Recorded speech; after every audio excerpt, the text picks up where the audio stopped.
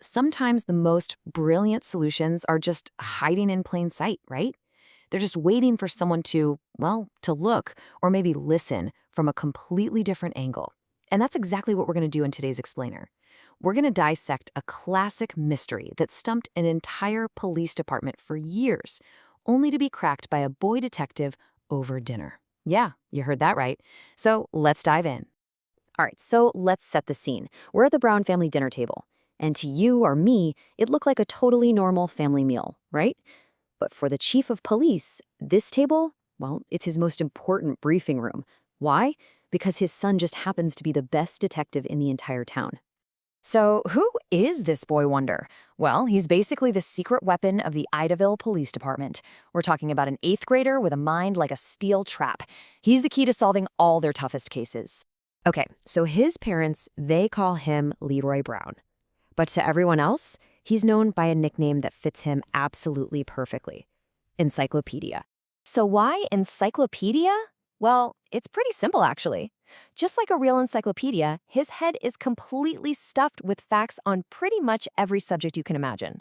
And the crazy part? He never, ever forgets a single one of them. So here's what you've got to understand. Encyclopedia isn't just smart, he's the town's unofficial lead detective. He's the guy his dad, the chief of police, turns to when a case just hits a total dead end.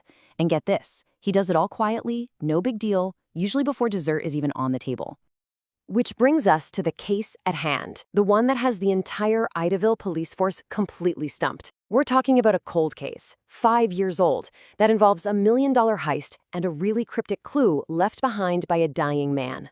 So here's the backstory. 5 years ago, 2 men knock over the Diamond Mart.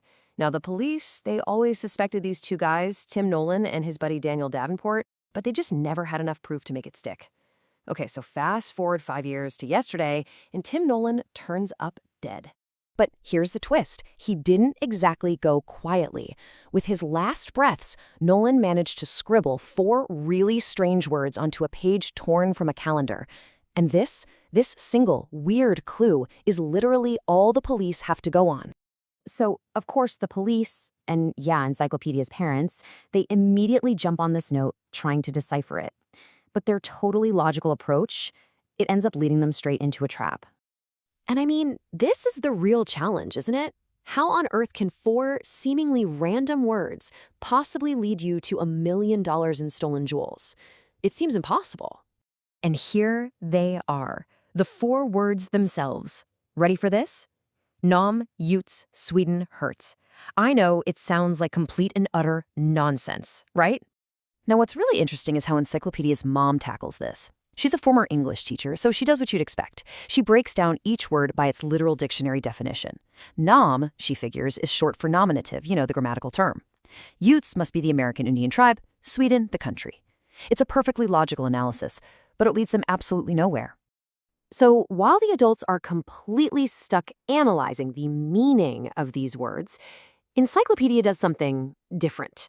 He pivots. He changes the entire focus of the investigation with just one simple thought. See, his parents are stuck deep in the weeds of semantics, right? They're trying to find some hidden message in the definitions. They're asking the question, what do these words mean?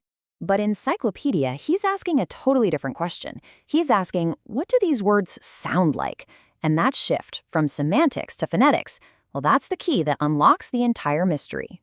And you can just picture it, right? He leans back, maybe closes his eyes for a second, and then he asks this one incredibly specific question that seems to come completely out of left field.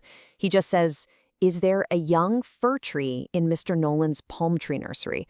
I mean, his dad is just stunned. How could he possibly know to ask that? And that one seemingly random question, it leads directly to this, the big reveal. The moment of truth, where all the clever wordplay is finally laid bare, and the mystery is solved once and for all. Okay, so here's the genius of the whole thing. Encyclopedia realized Nolan wasn't writing words for their meaning at all. He was writing them for their sound. Think about it. Nom. It sounds like north. Utes. Sounds a lot like of. Sweden kind of sounds like the. And Hurts sounds just like house. You put it all together, and that nonsense phrase, Nom Utes Sweden Hurts, suddenly transforms into a simple set of directions. North of the house. But okay, north of the house, where exactly? This is where Encyclopedia delivers his final, just masterful conclusion. He looks at his parents and tells them the jewels are hidden under the fifth word. The fifth word? What's the fifth word? See, it's not a word that was actually written down. It's the object the directions were pointing to. In a nursery filled with palm trees, what's the one thing that stands out? North of the house.